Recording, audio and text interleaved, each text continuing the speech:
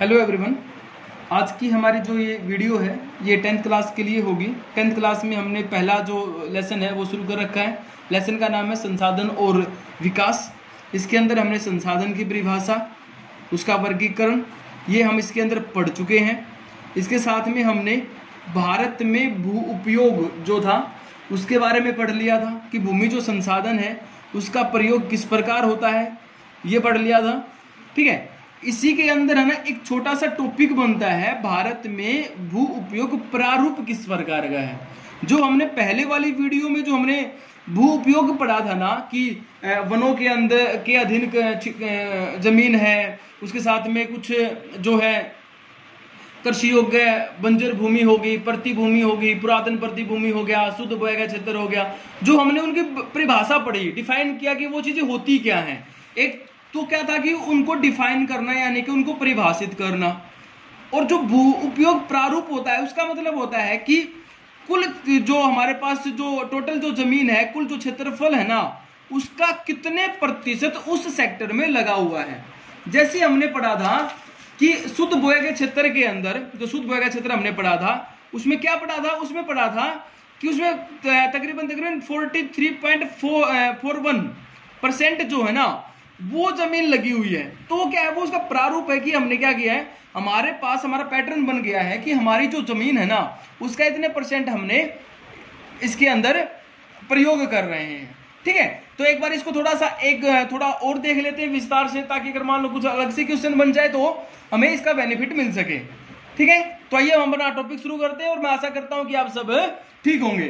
तो देखिए भाई, भू उपयोग प्रारूप, सबसे पहले तो ये होता है कि जो भूमि का जो उपयोग होता है ना, भूमि का जो उपयोग हम कर रहे हैं वो किसके ऊपर डिपेंड करता है। तो ये बात भी हमने शायद पहले डिस्कस कर ली है, फिर दोबारा पढ़ लेते हैं एक बार। एक तो होता है भू आकृति के ऊपर, वही ठीक है, जो भू आकृति होती है उसके ऊपर डिपेंड करता है। ठीक है, भूमि का प्रारूप यानी कि उसका उपयोग जो है वो किस पर डिपेंड करेगा, भू आकृति पर।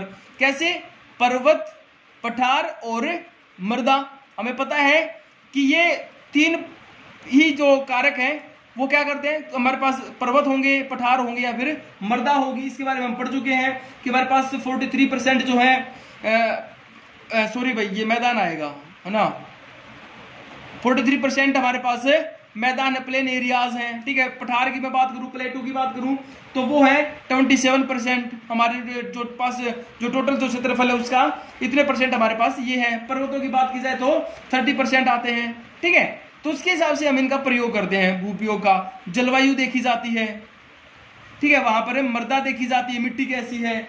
ठीक है, तो ये कुछ कारक होते हैं जिनके द्वारा हम भूमि का उपयोग करते हैं। इसमें मानवीय कारक भी हो सकते हैं, जनसंख्या कितनी है, जनसंख्या का घनत्व क्या है, ठीक है, उनके पास उनकी परंपराएं कैसी, संस्कृति कैसी, उसके हिसाब से हम क्या करते हैं, भूमि का प्रयोग करते हैं और उसी के हिसाब से प्रारूप तैयार होता है।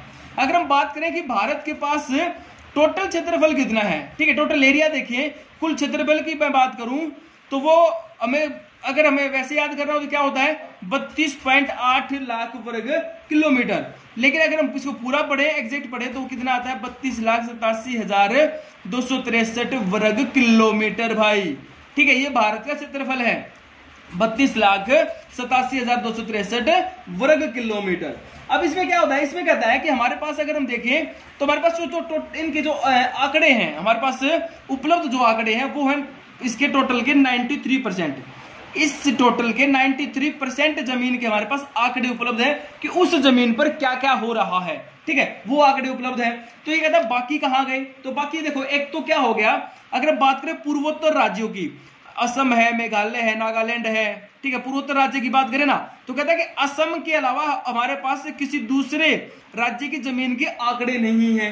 ठीक है, दूसरा क्या है, हमारे पास एक आता है पीओके, ठीक है, पाक ऑक्युपाइड कश्मीर, यानी कि वो कश्मीर जिसके ऊपर पाकिस्तान ने अपना कब्जा कर रखा है, तो उसके भी आंकड़े हमारे पास नहीं है। एक कश्मीर का ही हिस्सा आता है जिसके ऊपर चीन का कब्जा है, हमारे पास उसके आंकड़े भी नहीं है। ठीक है, तो इनका जब सर्वे होता है तो इनका सर्वे नहीं होता है जिसके ऊपर पाकिस्तान का और चीन का कब्जा है। ठीक है, उनके अधीन जो हमारी जमीन है उनके बारे में हमारे पास कोई सर्वे नहीं है, कोई रिपोर्ट नहीं है। ठीक है, अब आगे बात कर लेते हैं, आगे करते हैं कि हमारे पास जो आंकड़े उपलब्ध है उनको देख लेते हैं एक बार। इसमें देखो एक चित्र दे रखा होगा, उसमें दो डायग्राम बना रखे हैं, दोनों डायग्राम से पाई चार्ट बना करके बता रखा है कि कितने परसेंट 1961 60 से 61 में प्रयोग हो रहा था, 2006 या 8 के आंकड़े मिल जाएंगे अलग अलग बुकों के अंदर, तो उनके आंकड़े अलग अलग दे रखे होते हैं। ठीक है, तो यहां पर क्या कह रहा है, यहां पर देखो ये हमने डिस्कस कर लिया है कि वनों के अंदर के अधीन 22.57%। ठीक है, उसी प्रकार अगर हम बात कृषि के लिए अनुपलब्ध भूमि बंजर तथा कृषि योग्य अयोग्य भूमि तो 6.29%। ठीक है, यहां पर गैर कृषि प्रयोजन में लगी जो भूमि है वो 7.92%। तो यानी कि इस प्रकार हम ये पढ़ चुके हैं, और इन्हीं के बारे में लिखना होता है कि जो प्रारूप होता है उसके अंदर किस क्षेत्र के अंदर कितनी जमीन लगी हुई है।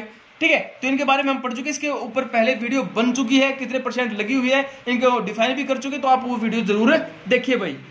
ठीक है, अब आगे बात करते हैं। आगे कहता है कि भारत में है ना जो प्रयोग हो रहा है, भूमि का जो उपयोग है उसमें कुछ परिवर्तन नजर आ रहा है। ठीक है, ये सबसे इसमें तुलनात्मक पढ़ने वाली बात है। जब दोनों डायग्राम में देखते हैं तो उनके अंदर दिखाया जाता है कि एक के अंदर वनों का जो परसेंट होगा वो 18% हो गया है, दूसरे में 22% हो गया है, 22.57% हो गया। यानी कि इसमें क्या कहें, हम ये कहेंगे कि देखो वनों का जो क्षेत्र है ना, वनों के अधीन आने वाला जो क्षेत्र है वो बढ़ गया है। ठीक है, इस प्रकार इनको हम तुलनात्मक पढ़ेंगे। उसके साथ में क्या हो रहा है, उसके साथ में जो स्थायी चारागाह है, जो हमने चारागाह की भूमि पढ़ी थी जहां पर गोचर भूमि इसमें शामिल हुई थी, वो स्थायी चारागाह क्या होते जा रहे हैं, वो कम होते जा रहे हैं। ठीक है, स्थायी चारागाह क्या होते जा रहे हैं, कम होते जा रहे हैं। तो उनका स्थान अब क्या हो गया, उनकी जगह पर हमने कुछ चारे की फसल का प्रयोग करना शुरू कर दिया है, कुछ कृत्रिम चारे का प्रयोग होना शुरू हो गया है। ठीक है, तो उनकी पूर्ति वहां से हो रही है भाई, लेकिन चारागाह की जो जमीन है ना उसके अंदर कमी होती जा रही है। ठीक है, जिससे पशुओं को चारे की समस्या भी उत्पन्न हो सकती है। उसके बाद अगर हम बात करें पुरातन प्रतिभूमि की बात करें, पुरातन प्रतिभूमि जिसमें हमने पढ़ा था कि 1 साल से लेकर के 5 साल तक जिसके अंदर हम खेती नहीं करते हैं। ठीक है, या हम प्रतिभूमि की बात करें, कृषि योग्य बंजर भूमि की बात करें, तो कहता है कि अगर हमारे पास टेक्नोलॉजी है ना, टेक्नोलॉजी का अगर हम प्रयोग करें तो हम इस भूमि का उपयोग कर सकते हैं। ठीक है, लेकिन कहता है इसके ऊपर लागत जो है ना वो अधिक आएगी, क्योंकि खाद बीज लेकर के आना, ठीक है, भूमि को तैयार करना, मशीनों का प्रयोग करना, सिंचाई के साधनों को उपलब्ध करवाना, कहता है कि उसके ऊपर जो खर्च है वो बढ़ जाएगा भाई। ठीक है, और अगर मान लो फिर भी हम इसको शुद्ध बोए के क्षेत्र में शामिल कर लेना भाई, तो भी ये बनता है 54% के आसपास बनेगा। ठीक है, अगर इसको हमें शामिल कर लेते हैं तो खेती का क्षेत्र हमारे पास कितना आएगा, 54%। वैसे हमारे पास शुद्ध बोए का क्षेत्र कितना है, 43%। ठीक है, लगभग 43% ही है। ठीक है, तो ये जो है ना ये हमारे देश में ये विभिन्नताएं दिखा रहे हैं। ठीक है, अब बात करें कि कृषि की बात चल रही है, तो कृषि देखो, कृषि हर जगह पर एक जैसी नहीं होती है। ठीक है, इसके भी अलग अलग आंकड़े हैं। शुद्ध बोए गए क्षेत्र को अगर हम देखें तो कहता है इसके आंकड़े भी अलग अलग मिलते हैं, जैसे पंजाब, हरियाणा, ठीक है, उत्तर प्रदेश की अगर हम बात करें तो वहां पर क्या हो रहा है, वहां का ना 80% जो है ना, 80% श्रम बल जो खेती कार्यों में लगा हुआ है, या 80% जो है, सॉरी श्रम बल 65% आएगा भाई, सॉरी 80% जो क्षेत्र है ना उसके ऊपर खेती हो रही है। ठीक है, लेकिन यहां पर क्या हो रहा है, अरुणाचल, मिजोरम और ये जो राज्य है ना यहाँ पर 10% के ऊपर ही खेती हो रही है। ठीक है, तो ये क्या है, ये भी आंकड़ों में विभिन्नता पाई जाती है, भिन्नता पाई जा रही है। ठीक है, ये हमारा भूमि का उपयोग का प्रारूप है कि किसी क्षेत्र के अंदर यहाँ पर खेती कार्यों में अधिक लगे हुए हैं, लेकिन यहाँ पर खेती कार्यों में जमीन भूमि का प्रयोग ज्यादा नहीं किया जा रहा है। ठीक है, उसी के आधार पर हमने वनों के ऊपर देखा, हमने वनों का हमारे पास कितना है, 22.57 के आसपास है। ठीक है, लगभग। लेकिन कहता है कि जो हमने राष्ट्रीय नीति बनाई थी ना, राष्ट्रीय वन नीति जो बनाई थी, उसके अकॉर्डिंग हमारे पास कितना होना चाहिए, 33% होना चाहिए। ठीक है, 33% का लक्ष्य हमें फिक्स करना है कि पारिस्थितिक संतुलन बनाए रखने के लिए हमारे पास इतनी मात्रा में तो क्या होने चाहिए, वन होने ही चाहिए। ठीक है भाई, तो ये कहता है भाई कि जो भूमि का जो उपयोग का जो प्रारूप है उसके अंदर वन, खेती कर रहे लोग, पुरातन प्रतिभूमि और इन सभी के प्रतिशत को हम इसमें शामिल करते हैं। ठीक है, तो ये था हमारा टॉपिक जिसके अंदर हमने भारत में भू उपयोग प्रारूप के बारे में हल्का फुल्का जाना। लेकिन जो पहले वाली वीडियो ना उसको ध्यान से देखना, क्योंकि जो भू उपयोग प्रारूप है उसमें सबसे ज्यादा इसी को पढ़ना होता है। ठीक है, थैंक यू।